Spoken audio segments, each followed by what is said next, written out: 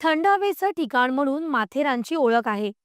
या माथेरानची राणी म्हणजे मिनी ट्रेन ही खास आकर्षणाचा विषय.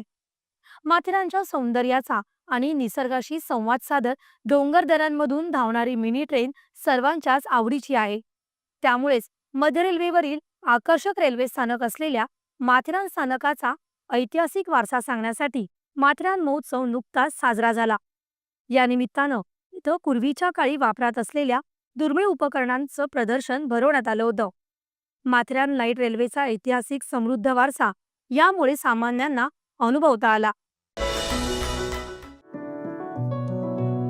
जुन्या गौरवशाली इतिहासाचा वारसा नवीन पिढीला लाभावा यासाठी मध्य रेल्वेच्या वतीनं माथेरान स्थानक महोत्सवाचं आयोजन करण्यात आलं होतं. या महोत्सवात माथेरान लाईट रेल्वेच्या प्रवासाचं जिवंत चित्र, जुनी छायाचित्र आणि कलाकृतींच्या माध्यमातून साकार करण्यात आलं.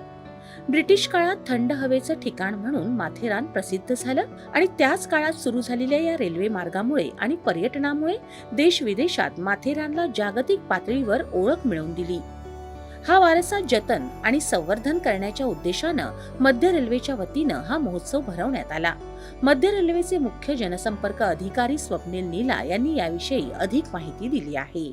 पर्यटन हा माथेरानसाठी अत्यंत महत्त्वाचा आणि जिव्हाळ्याचा विषय आहे आणि या पर्यटनासाठी जे सगळ्यात मोठं सहकार्य लाभतं ते निश्चितपणे रेल्वेचं लाभतं. कारण रेल्वेच्या माध्यमातून जवळजवळ प्रत्येक दिवशी 6 आणि शनिवार व रविवारी 8 फेऱ्या आपण करतो, ज्यातून सगळ्यात जास्त प्रमाणामध्ये जे प्रवासी आहेत ते अमन लॉजपासून माथेरानपर्यंत येतात आणि त्या माध्यमातून माथेरानच्या सर्व लोकल लोकांना इथे एक प्रवासाची आणि सोबतच एक उपजीविकेचं एक साधन निर्माण होतं, ज्यातून प्रवासांचा इथला व्यवसाय वाढतो आणि एकूणच इथल्या इकॉनॉमिक आणि सोशल डेव्हलपमेंटसाठी हे महत्त्वाचं पाऊल रेल्वेच्या माध्यमातून उचलण्यात आलेलं आहे.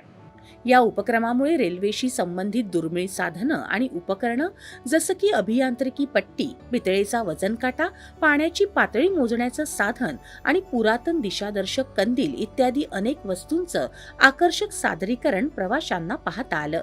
या प्रदर्शनामुळे त्या काळातील रेल्वे व्यवस्थापन, तंत्रज्ञान आणि कार्यपद्धतीची माहिती नागरिकांना मिळाली.